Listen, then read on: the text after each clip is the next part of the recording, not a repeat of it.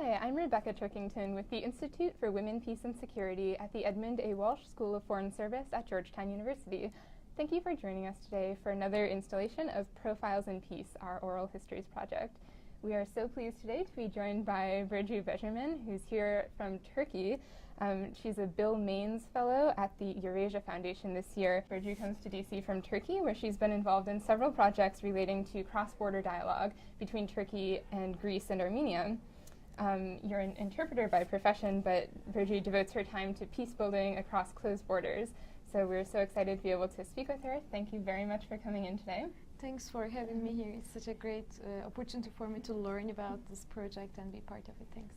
Thank you. And we'll just start by asking you to talk a little bit about your work. What are some of the strategies that you're using in your peace building efforts? And what are some of the challenges that you face? The thing is that in the last couple of years, I'm mostly engaged in bringing people together from Turkey and Armenia. And Turkey and Armenia are two countries that has a very difficult history. I mean, even though we have a shared history, we have quite divergent opinions about that. We have quite different levels of emotions. And what we're trying to do is that we want to bring people together. So direct contact, because the border was closed and there were no diplomatic relations, and because the history unfortunately remained a taboo, and there was not really much coming to terms with the past.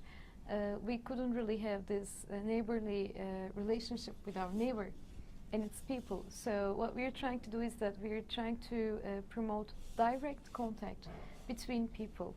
And we first started working with journalists, because we do believe that media is really very important tool, an important, the fourth force in a way. And in Armenia, like, you get lots of news about Turkey, about Turkish people, but it doesn't always necessarily portray the present-day Turkey. But in Turkey, we don't really get any news about Armenia.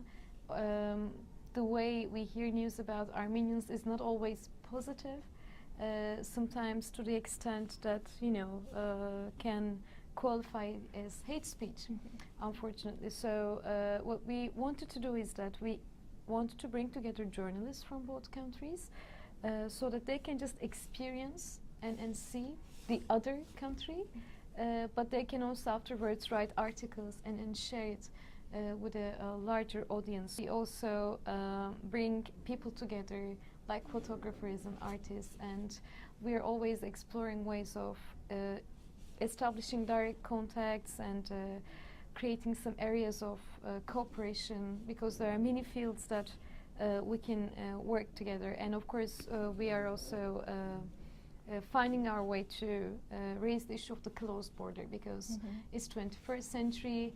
I mean, you can't really have closed borders with your neighbors. We're trying to find our ways to also tell people like why this is a problem, especially for the local people living on both sides of the border. And for that, we did a project with young photographers. We got photographers from Turkey and Armenia. We put them to work in border towns, border cities, so that they could do documentaries about the daily lives of people, which were very similar, but you could just see the interrupted dialogue of last 20 years. So these are the things we're trying to do. We're just trying to bridge the gap. These are all very innovative projects. I love the idea of bringing photographers and artists together.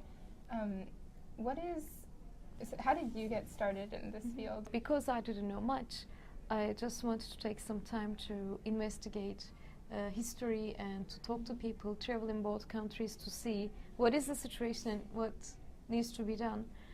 And as I was traveling, I met people, especially in Greece, that had roots in Anatolia, in Turkey, that were coming from Turkey, and they still had their longing for the country and lots of memories. Of course, mixed emotions. And I learned about the exchange of population, which happened in 1922 between the two countries during this establishment of nation states. And then, those people were telling that they had heard about all those stories from their grandparents, but they never had the chance to go back and see these places. So what we done, and that was in 2003, a festival. We brought the entire village of people from Nea Levisti, somewhere very close to Athens, back to their grandfather's village in Levisti Kayaköy, in the southern part of Turkey. So the entire village remains like a ghost town, no settlement, nothing since then, but they were able to visit the place and they were able to interact with the villagers. And we did like 3,000 people in total, and 1 week of doing joint music workshops, dance performance workshop, but also they were working with the villagers. They did an exhibition about the daily life in the village through photography. So that was life-changing for me when I saw the interaction and how we dealt with the past. So this is how I got engaged, through NGOs. In both the projects that you've worked on, particularly Turkey and Armenia reconciliation, but also last Wednesday's event you spoke a little about women's roles in the Kurdish conflict within Turkey. So if you could just talk about, in your experience, what roles you've seen women playing in the peacebuilding process. Sure. I mean, in my experience, in all these projects that I worked for, the project teams were 95% made up of women. So I can easily and comfortably say that women are really the forerunners of peace building of any kind. And the thing is that, again, through all these encounters, I also found that it is women that are most affected. Like, be it history, be it violence, be it just displacement, be it anything, any tension. And again, it is through women that these stories are transferred to the next generation, but also, again, it is the women who is most oppressed, and in terms of their identity, they're not really able to reveal everything. So all these things, make women very special. And when you look at the makeup of, our parliaments, those who decide on war or those who decide on this kind of things, they're always men. But again, it's always like women who suffer, who lose their beloved ones, their husbands and sons in those wars. And they're the peacemakers in Turkey, especially the Kurdish movement and Kurdish women. They're so inspiring, despite all the challenges they face, not only last 30 years, but throughout the history of the Republic.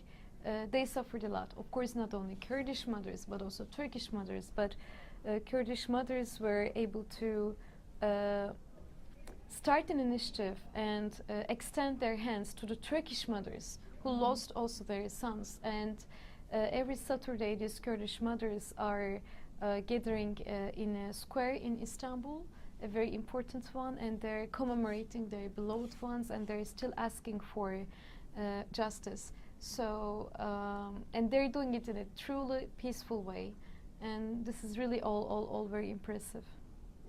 So it sounds like in this sort of track 2 diplomacy, in this people-to-people peace building, that women are playing a big role. But are there spaces within the peace-building reconciliation process that women don't have a voice? Do you think there are places that women should be encouraged to participate more? You mentioned parliament and these people who decide on war. Where are the challenges still for women in this process? Certainly. I mean, women, when it comes to like civil society and when it comes to grassroots movements, women are there and women are doing most of the work. But when it comes to political level, I mean, then really we can't see women at senior decision-making processes.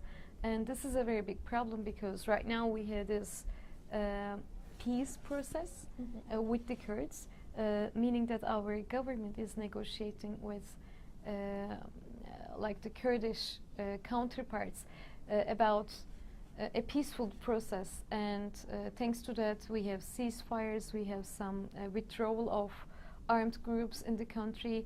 But the thing is that the process itself is running really like in an unhealthy manner. And again, we see the rhetoric, we see some tensions being escalated. And again, all these decisions are being taken by men. And unfortunately, women are not very much engaged into that. So this is still a very big challenge. Even though women are there in the field, they do most of the work. we need more women in our government, especially in the ruling party. And you mentioned both at Wednesday's event and again earlier today the role that history plays and the memory plays, especially between Turkey and Armenia. Yes. There are very different official narratives of the history of those two countries. Can you talk about that? You said there's a little opening of more space for recognition within Turkey. What do you think will happen there, and what role does memory play in reconciliation moving forward? What happened in Turkey is that, like, I mean, we all learned that we are all Turks in the country with like a monolithic identity.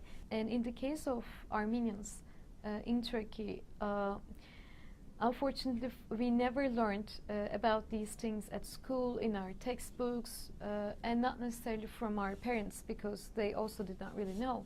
And also, after the deportations and mass killings of Armenians in 1915 and earlier, many people were simply, exterminated. But then there were also quite some people who could survive because they were adopted by Turkish, Kurdish, Arab families. And these survivors had to, in most cases forcibly, but in some cases upon their will to survive, they converted to Islam. And they lived as Muslims. And so basically they gained a second identity, a second life. And since that time until now, like for the last 90 years, they were not so vocal about that. But of course, it is your personal history, it's your personal story. When you can't really talk about your identity, and you can't talk about an identity which is very traumatized, it is a big problem. Because Turkey is becoming a more democratic place, even though we have a lot of, a long way to go, this also gave Armenians in Turkey, Muslim or Christian, with hidden identity or not, more courage to speak about their identity, and people also starting to ask questions about their own roots. So memory is of course very important, because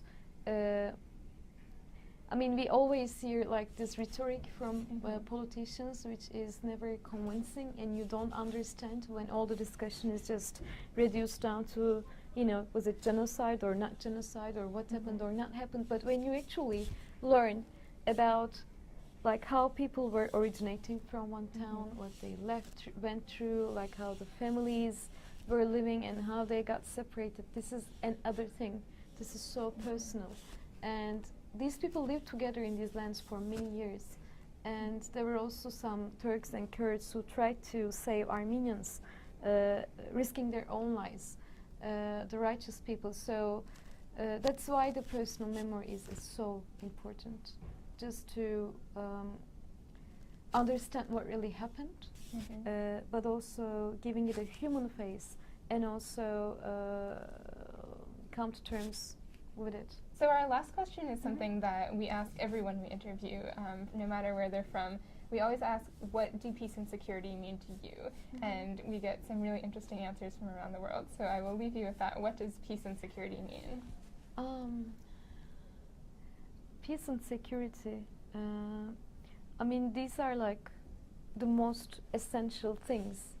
But on the other hand, it's like I just seen a very nice quote when I was visiting the memorials during the weekend in DC. Freedom is not free. So for me, peace and security, even though like they're like the most fundamental things for human beings, to flourish and live together, it's not always taken for granted. So for me, peace and security are things that we should never take for granted, and we should always work hard for.